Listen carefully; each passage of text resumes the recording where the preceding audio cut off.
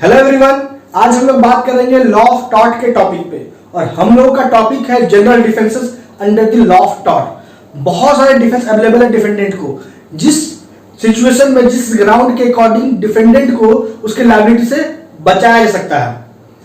तो ऐसे कौन कौन से ग्राउंड है, सिचुएशंस है, जैसे वॉलेंटी नॉन फिट इंजूरिया का ग्राउंड है, defence of consent, statutory authority है, इनएविटेबल एक्सीडेंट है, एक्ट ऑफ गॉड है। तो ये सब डिफेंसेस आपको लॉ ऑफ टॉर्ट में पढ़ना पड़ेगा। हम लोग आज बात करेंगे एक जनरल डिफेंस पे under the law of tort, वो है defence of consent. That is को जो गवर्न करता है मैक्सिमम वो है वॉलेंटी नॉन फिट इंजूरिया। मैं आपको ये भी बताऊंगा कि वॉलेंटी नॉन फिट इंजूरिया के साथ साथ जो साइंटी नॉन फिट इंजूरिया होता है वो क्या होता है। डिफेंस ऑफ कंसेंट से जो एक एक पॉइंट को मैं आपको डील करूंगा विद रिलेवेंट केस लॉ। बहुत मजेदार होगा, महत्वपूर्ण इंपॉर्टेंट है जुडिशियल पॉइंट ऑफ व्यू से। लेक्चर को पूरा देखिएगा, आपका हर एक पॉइंट पे कॉन्सेप्ट क्रिस्टल एंड क्लियर रहेगा। तो आज के एपिसोड को शुरू करें उसके पहले अगर आप अभी तक हमारे चैनल पे नए हो तो इंतजार मत करो, जल्दी से जाओ। आपको नीचे दिखेगा रेड कलर का सब्सक्राइब बटन, आप उस पर क्लिक कर लो, जल्दी से चैनल को सब्सक्राइब जरूर करो, बेल आइकन दबा दो, ताकि जब भी आपके चैनल लॉ इज लाइव पे वीडियो अपलोड हो उसका नोटिफिकेशन सबसे पहले आपको मिले। और अगर आपको कोई भी लीगल इश्यू है, आपको कोई पर्सनल क्वेरी है, तो मुझे बेझिझक इंस्टाग्राम पे फॉलो जरूर करें, उनका लिंक आपको मिल जाएगा डिस्क्रिप्शन बॉक्स में। लॉ स्टूडेंट हो, जुडिशियल व्हाट्सएप माफ कीजिए टेलीग्राम जुडिशियल ग्रुप से जुड़ना मत भूलिएगा अगर आप लॉ स्टूडेंट है तो, क्योंकि अगर आप वहां उस ग्रुप से जुड़ते हैं टेलीग्राम ग्रुप से, तो आपको बहुत सारे जुडिशियल एमसीक्यूज विद पीडीएफ आपको वहां अवेलेबल है। तो पीडीएफ के लिए आप टेलीग्राम जुडिशियल ग्रुप से जरूर जुड़िए। तो चलिए बिना समय गवाए स्टार्ट करते हैं आज के एपिसोड को। सबसे पहले कॉन्सेप्ट समझिए कि डिफेंस ऑफ कंसेंट कब अवेलेबल होता है, अंडर व्हाट सर्कमस्टांसेस। मान लीजिए प्लेंटिफ है, प्लेंटिफ ने डिफेंडेंट को कोई रॉन्गफुल एक्ट करने का परमिशन दिया। अब यहां पे प्लेंटिफ ने रॉन्गफुल एक्ट करने का प्लेंटिफ के अगेंस्ट ही कंसेंट दे दिया है डिफेंडेंट को। डिफेंडेंट प्लेंटिफ के कहने पे अगर वो रॉन्गफुल एक्ट करता है तो डिफेंडेंट उस रॉन्गफुल एक्ट का लायबल नहीं माना जाएगा। अगर प्लेंटिफ केस दर्ज करता है डैमेज के लिए, कॉम्पनसेशन के लिए डिफेंडेंट के अगेंस्ट, तो डिफेंस ऑफ कंसेंट अवेलेबल रहेगा लायबिलिटी से बचाने के लिए डिफेंडेंट को। एग्जांपल, अगर मान लीजिए आपने अपने घर में किसी व्यक्ति को बुलाया, किसी पर्सन को बुलाया है, फिर बाद में आप कोर्ट में जाके केस करते हो उस व्यक्ति पे ट्रेसपास का, तो व्यक्ति जो है अपने पक्ष में बात रखेगा ना कि आप दैट इज प्लेंटिफ ही है जो उसने घर में बुलाया था खुद के, और अब वही केस करने जा रहा है, तो कैसे उसको हम डैमेज दें। तो यहां पे जो डिफेंडेंट है, जो आपके घर आया व्यक्ति, उसको मिल जाएगा डिफेंस कंसेंट का। अगर कोई हार्म काउज करने के लिए आप डिफेंडेंट को कहते हैं, डिफेंडेंट आपके ऊपर हार्म काउज कर दे आपके कंसेंट से, तो इस सिचुएशन में भी आप डिफेंडेंट से कोई डैमेज नहीं, कोई कॉम्पनसेशन प्राप्त नहीं कर सकते हैं। तो ये कंसेप्ट है in general volenti non fit injuria का, डिफेंस ऑफ कंसेंट का। अब एक एक पॉइंट मैं आपको बताऊंगा with relevant case law. Notebook खोलिए, बोर्ड पे जितना भी पॉइंट लिखा हुआ काफी महत्वपूर्ण है, इसे राइट डाउन कीजिए, लेक्चर को पूरा देखिए। आपको वाकई में लगेगा कि आपने एक टॉपिक पे पूरे अच्छे से महारत हासिल कर लिया है। तो देखिए पॉइंट स्टार्ट करते हैं। पहला, केस को समझिए, केस को समझिए और रिलेट कीजिए कि कैसे अप्लाई हो रहा है डिफेंस ऑफ कंसेंट। पहला केस है Hall versus Brooklands Auto Racing Club. अब Hall versus Brooklands Auto Racing Club के केस में क्या होता है, एक दर्शक स्पेक्टेटर कार रेसिंग को देखने के लिए रेसिंग क्लब में जाता है। उस रेसिंग क्लब में जब वो कार रेसिंग को देखने गया है, उस वक्त कार दुर्घटना होता है, कार एक्सीडेंट होता है, और वो कार उस प्लेंटिफ पे आके गिर जाता है, इंजरी होती है प्लेंटिफ को। प्लेंटिफ क्या करता है, इस बात के लिए केस कर देता है डैमेज के लिए, कॉम्पनसेशन के लिए कार रेसिंग क्लब पे। तो यहां पे जो डिफेंडेंट है रेसिंग क्लब, वो डिफेंस लेता है कंसेंट का। अब किस ग्राउंड पे कंसेंट का डिफेंस मिल गया, कोर्ट ग्रांट कर दी इस रेसिंग क्लब को। देखिए, जैसे प्लेंटिफ ने कार रेसिंग को देखने आया था, तो वो अपने सहमति से आया था कार रेसिंग को देखने, तो और कार रेसिंग में संभावना होता है कार के दुर्घटनाग्रस्त होने का। तो इस सिचुएशन में प्लेंटिफ अपने से कार देखने आया और उस कार रेसिंग में जो भी दुर्घटना होता है उसका भी लायबिलिटी को खुद एक्सेप्ट करने के लिए तैयार था। तो यहां पे इस ग्राउंड पे डिफेंडेंट को कंसेंट का डिफेंस मिल गया और लायबिलिटी नहीं आया डिफेंडेंट पे। दूसरा केस आइए जो है पद्मावती वर्सेस डुग्गा नायका का।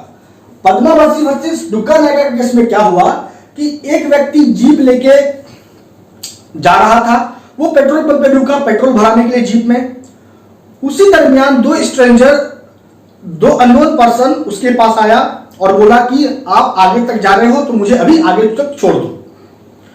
वो जीप ड्राइवर मान जाता है, वो व्यक्ति अपने स्वेच्छा से कार में बैठता है, कार आगे बढ़ती है। आगे जब कार बढ़ती है, आप जीप कह लो या कार कह लो, तो उसका जो पहला चक्का होता है उससे उसका एक्सल निकलता है और उस जीप का एक्सीडेंट हो जाता है, जिसमें एक स्ट्रेंजर का मौत और एक को सीरियसली इंजरी होती है। तो दूसरा जो सीरियसली इंजर्ड है वो उस जीप ड्राइवर पे कॉम्पनसेशन का क्लेम करता है, लेकिन उसका क्लेम सस्टेन नहीं होता है, कोर्ट रिजेक्ट कर देती है। क्यों? क्योंकि अब यहां पे डिफेंडेंट ने तो नहीं जाके बोला कि आप मेरे जीप में आके बैठो, वे स्वेच्छा से सहमति से बैठे हैं। और ये जो सिचुएशन अराइज हुआ है, ये जो मामला बना है, ये तो पूरा मामला है एक्सीडेंट का। यहां पे डिफेंडेंट जानबूझ के थोड़ी ना कुछ किया, उसको भी नहीं पता था कि उसके जीप के पहले पहिए का एक्सल ढीला है, गिर सकता है आगे। तो इस सिचुएशन में ये तो मामला एक्सीडेंट का था। और दूसरी बात कि वे जो दो स्ट्रेंजर थे वो सहमति से आके बैठे थे जीप में, उसको डिफेंडेंट जबरदस्ती नहीं लाके बैठाया था, कोई लायबिलिटी नहीं था डिफेंडेंट का उसको आगे तक छोड़ने का। इसलिए डिफेंडेंट को यहां पे डिफेंस मिल गया कंसेंट का और डिफेंडेंट पे कोई लायबिलिटी नहीं आया। तो ये केस था पद्मावती वर्सेस डुग्गा नायक का। अब जो नेक्स्ट केस है जो काफी इंपॉर्टेंट है वो है इलियट वर्सेस विल्किस का केस। अब इलियट वर्सेस विल्किस के केस में क्या होता है, एक व्यक्ति है जिसको पता है कि जो दूसरा पर्सन है उसके घर के बाहर स्प्रिंग गन लगा हुआ देख रहा है, फिर भी वो उसके घर में घुसता है और वो उस स्प्रिंग गन से इंजर्ड हो जाता है। जब वो स्प्रिंग गन से इंजर्ड हुआ तो वो मामला करने चल गया कोर्ट में डैमेज का कॉम्पनसेशन के लिए। तो यहां पे भी जो प्लेंटिफ था वो उसके घर में दूसरे पर्सन के घर में वो जा रहा था अपनी स्वेच्छा से, और वो जान भी रहा था कि हम घर जाएंगे तो वहां स्प्रिंग गन लगा हुआ है, उससे हमको इंजरी हो सकती है। फिर भी वो घर के अंदर घुसने का कोशिश करता है, इस दरमियान उसको इंजरी हो जाती है। तो डिफेंडेंट को यहां इस केस में भी डिफेंस मिल जाएगा कंसेंट का और कोई लायबिलिटी डिफेंडेंट के अगेंस्ट अराइज ही नहीं होगा। तो ये था इलियट वर्सेस विल्किस का केस। अब देखिए नेक्स्ट पॉइंट पे ये कि अगर डिफेंडेंट को डिफेंस लेना है कंसेंट का या वॉलंटरी नॉन फिक्टिंग इंजरी अराइज हो, अप्लाई हो, इसके लिए दो एसेंशियल्स पॉइंट है जो होना, जिसका एप्लीकेशन बहुत ही इंपॉर्टेंट है। तो वो दो पॉइंट क्या है? पहला है plaintiff knew that the risk is there. Plaintiff को पता है कि एक्ट जो है रिस्की है, डेंजरस है। सेकेंड पॉइंट रहता है and in spite of this plaintiff agree हो जाता है to suffer such risk, such harm. Plaintiff को नॉलेज होना जरूरी है कि जो एक्ट है वो रिस्की है, डेंजरस है। इसके बावजूद भी प्लेंटिफ अपना सहमति दे देता है कि हाँ ठीक है, आप डिफेंडेंट उस एक्ट को फिर भी करें। इस बात का अगर सहमति प्लेंटिफ दे देता है तो यह भी जरूरी है सहमति देना प्लेंटिफ के द्वारा डिफेंडेंट को, क्योंकि सिर्फ प्लेंटिफ को नॉलेज हो जाना पर्याप्त नहीं माना जाता है। प्लेंटिफ को नॉलेज है कि एक्ट डेंजरस है, इसका यह मतलब नहीं होगा कि प्लेंटिफ उस डेंजरस एक्ट को अपने ऊपर अप्लाई करने का कंसेंट भी दे दिया है, ऐसा नहीं होगा। यही कंसेप्ट है, यहां देखो आप, mere knowledge not amount to consent. Plaintiff को नॉलेज है कि एक्ट डेंजरस है, इसका यह कदापि मतलब नहीं होगा कि प्लेंटिफ ने कंसेंट दे दिया कि वो डेंजरस एक्ट उसके ऊपर अप्लाई किया जाए डिफेंडेंट के द्वारा। और यही जो कंसेप्ट इसको कहते हैं साइंटी नॉन फिट इंजुरिया। क्या कहते हैं? Scienti non fit injuria. तो दो पॉइंट एसेंशियल है for taking the defence of consent is that first one is that plaintiff knew that the risk is there and second point is that he agree to suffer such risk. तो ये हो गया concept essentiality को लेके defence of consent का। अब बात करते हैं नेक्स्ट पॉइंट पे, नेग्लिजेंस ऑफ द डिफेंडेंट। याद रखिएगा एक बात को कि प्लेंटिफ कभी भी डिफेंडेंट के नेग्लिजेंट एक्ट पे कंसेंट नहीं देता। अगर डिफेंडेंट के नेग्लिजेंट एक्ट से अगर प्लेंटिफ को कोई डैमेज हुआ है तो यहां पे डिफेंडेंट को डिफेंस नहीं मिलेगा कंसेंट का, क्योंकि प्लेंटिफ कभी भी डिफेंडेंट के नेग्लिजेंट एक्ट पे कंसेंट नहीं देता है। और यही बात कहा गया था जिस केस में, राइट डाउन कर लीजिए, स्लेटर वर्सेस क्ले का केस था। कौन सा था? स्लेटर वर्सेस क्ले का। अब अपवाद पे बात करते हैं। अपवाद पे बात करें इसके पहले कुछ और भी पॉइंट है जिसको मैं डील कर देना चाहता हूं। पहला है डिफेंस ऑफ कंसेंट में जो कंसेंट का वैलिडिटी में बात करेंगे तो कंसेंट होना कैसा चाहिए? कंसेंट फ्री होना चाहिए। कंसेंट जब तक फ्री नहीं होगा तब तक डिफेंस कंसेंट का अवेलेबल है ही नहीं डिफेंडेंट के पास, याद रखिएगा। नेक्स्ट पॉइंट है कंसेंट फ्री के साथ कैसा होना चाहिए? फ्रॉड के द्वारा नहीं प्राप्त किया होना चाहिए, या under compulsion, under force, under pressure नहीं दिया होना चाहिए। अगर ऐसा कंसेंट वैलिड कंसेंट नहीं माना जाता है और डिफेंडेंट को इस कंसेंट के आधार पर कभी भी डिफेंस नहीं मिलेगा। इसको केस के अकॉर्डिंग समझिए। केस है आर वर्सेस विलियम्स का। आर वर्सेस विलियम्स के केस में एक म्यूजिक टीचर अपने स्टूडेंट से यह कह के उसका सहमति ले लेता है कि अगर म्यूजिक टीचर उस स्टूडेंट के साथ फिजिकल रिलेशन बनाता, सेक्सुअल इंटरकोर्स करता है, तो उसका जो गला है वो और बेहतर होगा और उसका जो गाना गाने का जो प्रवृत्ति है वो अच्छा हो जाएगा। जो लड़की है उसको, जो प्लेंटिफ है लड़की, उसको पता ही नहीं है कि आखिर उसके म्यूजिक टीचर उससे क्या करवाना चाहते हैं, उसको समझ नॉलेज नहीं है।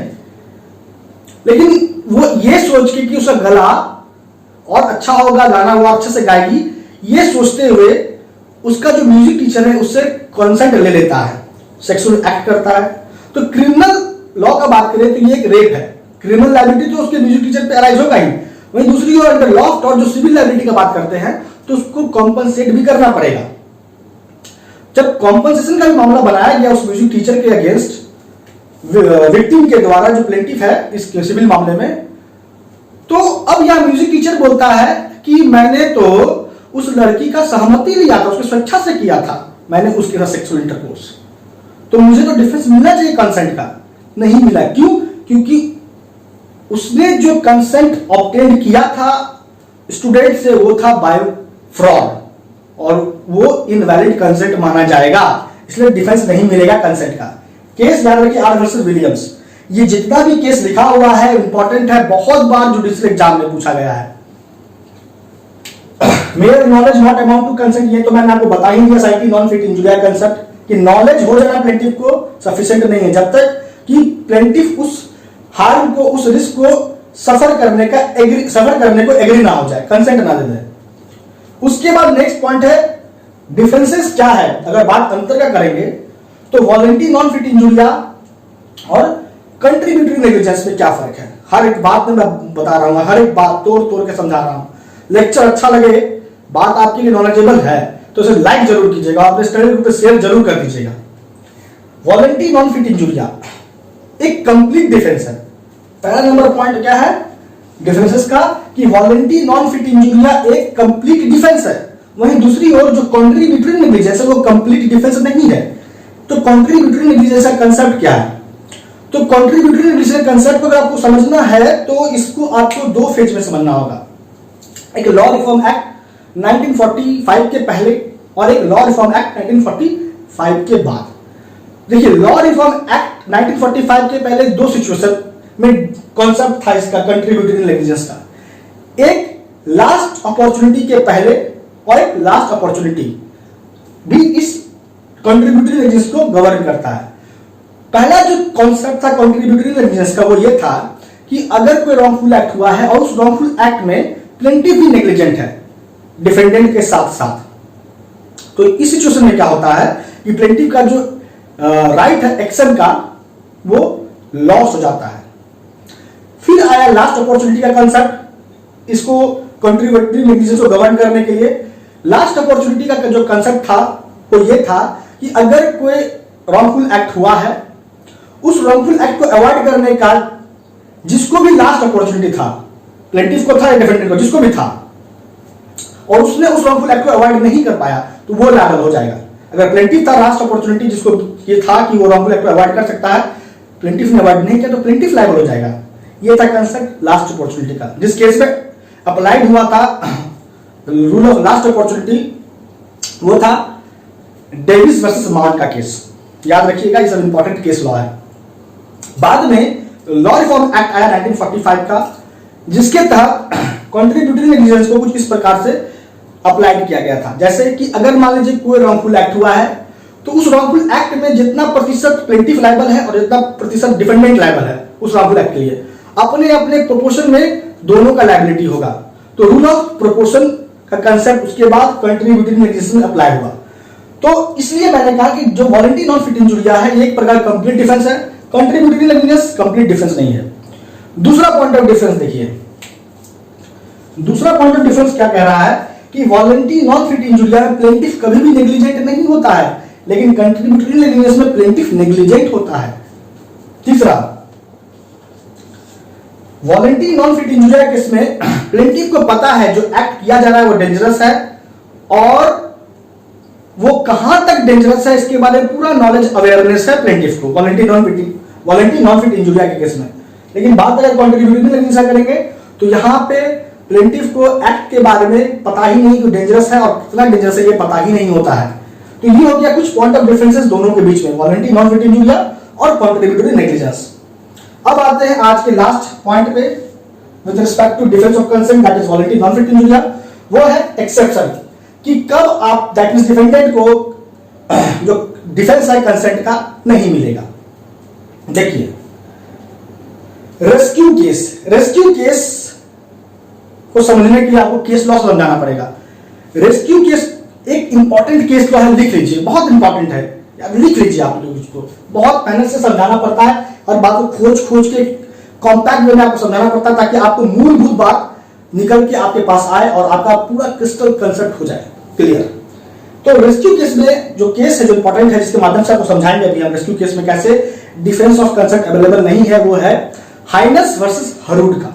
हाइनस वर्सेस हरूड के केस में क्या होता है, एक एजेंट घोड़ा को लेके, दो घोड़ा है उसके पास, वो लेके रास्ते से जा रहा है। एजेंट के लापरवाही से दो घोड़ा छूट गया और रास्ते में जाने लगा, दोनों घोड़ा रास्ते में जा रहा है। उस घोड़ा को एक बच्चा स्टोन से, गिट्टी से मारा, दो घोड़ा प्रोवोक हो गया और वो बच्चा के पास, बच्चा की तरफ दौड़ने लगा। अब एक व्यक्ति है जो पुलिस ऑफिसर है या कोई पब्लिक सर्वेंट है, वो देखा इस बात को कि घोड़ा जो है, दो घोड़े जो है बच्चे की तरफ बढ़ रहे हैं, दौड़ रहे, जिससे कि बच्चे को इंजरी हो सकती है। तो बच्चे को बचाने के लिए वो पब्लिक सर्वेंट इवॉल्व हुआ, आगे बढ़ा, जिसमें बच्चे को बचाने के दरमियान उस घोड़ों से वो इंजरी सस्टेन किया। जब उसको इंजरी हुई तो वो उस एजेंट के प्रिंसिपल से डैमेज का मांग किया, डैमेज के लिए कोर्ट गया। अब यहां जो प्रिंसिपल है वो कहता है कि कोई डैमेज देने का लायबिलिटी मुझ पे नहीं है। क्यों? क्योंकि जो पब्लिक सर्वेंट है वो अपनी स्वेच्छा से, अपने कंसेंट से बच्चे को बचाने गया और इंजर्ड हुआ है। लेकिन फिर भी कोर्ट उसके इस प्ली को नहीं मानी और बोली कि इस सिचुएशन में डिफेंस ऑफ कंसेंट प्लेंटिफ के पास, माफ कीजिए, डिफेंडेंट के पास अवेलेबल नहीं है। तो रेस्क्यू केस में अप्लाई नहीं होता है defence of consent. Haynes versus Harwood का केस इंपॉर्टेंट है, देख लीजिए। लास्ट अपवाद है अनफेयर कॉन्ट्रैक्ट टर्म्स एक्ट। देखिए, अगर ए और B, unfair contract term act 1977 का, ये विद रिस्पेक्ट टू इंग्लैंड है, ये इंग्लैंड पे ही एप्लीकेबल है। दो कंसेप्ट क्या है, अनफेयर कॉन्ट्रैक्ट टर्म्स एक्ट 1977 का, और कैसे इस एक्ट के अकॉर्डिंग डिफेंस ऑफ कंसेंट नहीं मिलता डिफेंडेंट को, ये समझिए। ए और बी इस बात को लेकर अगर कॉन्ट्रैक्ट करें, सबसे पहले तो ये समझिए, पहला पॉइंट कि ए और बी कॉन्ट्रैक्ट कर ले कि ए को बी के लिए कुछ काम करना होगा और उस काम करने में अगर ए का, माफ कीजिए, अगर उस काम करने में ए का अगर डेथ हो जाए या पर्सनल इंजरी हो जाए तो इस बात का कोई भी लायबिलिटी नहीं आएगा बी पे। मैं फिर रिपीट करता हूं, दो पहलू में समझना होगा आपको बात को। पहला पहलू है कि ए और बी के बीच में एग्रीमेंट हुआ, कॉन्ट्रैक्ट हुआ। कॉन्ट्रैक्ट में टर्म था कि ए को बी के लिए काम करना है, उस काम करने में अगर ए का मौत हो जाए या पर्सनल इंजरी हो तो इसके लिए बी जिम्मेवार नहीं होगा। यहां याद कर लीजिए, इस सिचुएशन में, इस कंडीशन से ए बाउंड नहीं होगा। अगर डेथ हुआ ए का या ए को कोई पर्सनल इंजरी हुई उस काम करने में तो बी जिम्मेवार हो जाएगा। समझ में आया बात? ये इंपॉर्टेंट था, ये एक्सेप्शन का एक्सेप्शन है, क्योंकि अनफेयर कॉन्ट्रैक्ट टर्म्स एक्ट जो है वो डेथ और पर्सनल इंजरी पे अप्लाई नहीं होता है, लेकिन पर्सनल इंजरी को छोड़ के और डेथ को छोड़ के कोई अदर इंजरी अगर हुआ ए को बी के लिए जो काम कर रहा है उस दरमियान, और टर्म्स क्या है कि उस अदर डैमेज का, अदर कोई इंजरी हुआ है तो उसका लायबिलिटी बी पे नहीं आएगा। तो ये जो कंडीशन है, इस कंडीशन से ए भी बाउंड हो जाएगा। अगर इंजरी हुआ तो बी पे कोई लायबिलिटी वाकई में नहीं आएगा इस सिचुएशन में। लेकिन शर्त क्या है कि एक्ट जो ए करेगा बी के लिए वो डेंजरस है, इस बात का रीजनेबल नोटिस ए को होना चाहिए, ये याद रखिएगा। तब इस सिचुएशन में कंसेंट का डिफेंस नहीं मिलेगा डिफेंडेंट को, लेकिन डेथ और पर्सनल इंजरी केस में मिल जाएगा। तो अपवाद का भी अपवाद क्या है ये भी आपको मैंने समझा दिया। तो दोस्तों अब आ चुका है लेक्चर को कंक्लूड करने का टाइम। लॉ ऑफ टॉर्ट में बहुत सारे जनरल डिफेंसेस है जिस सिचुएशन में डिफेंडेंट बच जाता है लायबिलिटी से। उसमें से सबसे महत्वपूर्ण पहला था defence of consent, voluntary non fit injury का। इसमें हम लोगों ने मूल कंसेप्ट को समझा। रिलेवेंट केस लॉज जो भी इंपॉर्टेंट है, जो बार बार पूछे गए जुडिशियल एग्जाम्स में, वो मैंने आपको बताया। हमने बताया कि कंसेंट को लेके जो भी पॉइंट है, जो भी रिलेवेंट पॉइंट है, वो भी मैंने आपको डील करके बताया। जैसे कि नेग्लिजेंट एक्ट पे डिफेंडेंट का कंसेंट का कोई एप्लीकेबिलिटी नहीं होता है, डिफेंडेंट को नेग्लिजेंस के लिए कभी भी डिफेंस नहीं मिलेगा। साइंटिफिक नॉन फिट इंजरी का कंसेप्ट है। तो ये सभी बातें मैंने आपको अच्छे से सरल भाषा में आसान तरीके से समझाई है। मैं अंततः आपको बस इतना बोलूंगा कि आपको अगर लेक्चर अच्छा लगा, बात समझ में आई है, तो लाइक कीजिएगा जरूर, इस लेक्चर को अपने स्टडी ग्रुप पे शेयर जरूर कीजिएगा, कमेंट करके जरूर बताइएगा। और अगर आपको कोई पर्सनल क्वेरी है तो आप मुझे बेझिझक इंस्टाग्राम में फॉलो कर लीजिए। लॉ स्टूडेंट हो तो टेलीग्राम ग्रुप से जरूर जुड़िएगा, आपको वहां पे बहुत सारे एमसीक्यूज का पीडीएफ मिलेगा जो आपको काफी हेल्पफुल करेगा आपकी प्रिपरेशन में। और इन दोनों का लिंक आपको मिल जाएगा डिस्क्रिप्शन बॉक्स में। तो दोस्तों आज लेक्चर में इतना ही। आपका अब तक हमारे साथ बने रहने के लिए, सपोर्ट करने के लिए बहुत बहुत धन्यवाद।